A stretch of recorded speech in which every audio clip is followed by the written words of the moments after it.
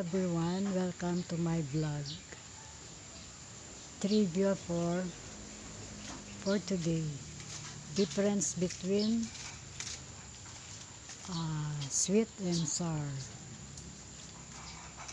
This is magic fruit tree.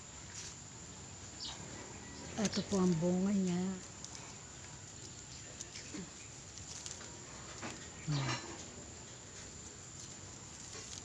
Kunin natin.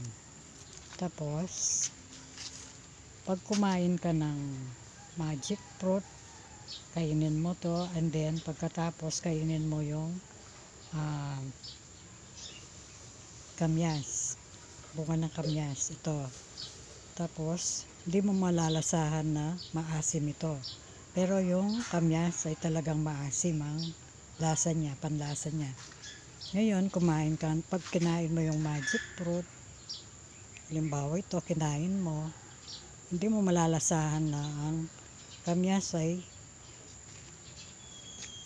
maasim. Kasi nga, kumain ka ng magic fruit.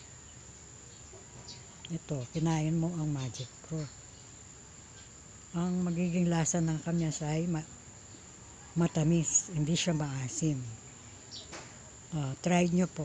Ito po yung trivia natin. For your information, yung hindi pa nakakaalam. Try nyo na po.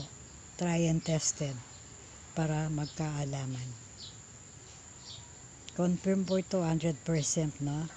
Confirm at 100% na totoo ang sinasabi ko.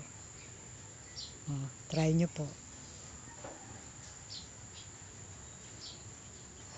Try nyo po ang magic fruit. Okay, that's for today's vlog. I hope you enjoy watching my vlog. Thank you. Before anything, please do like and subscribe to my channel and hit the notification bell for more videos you watch. Thanks for today. Have a nice day. Bye-bye.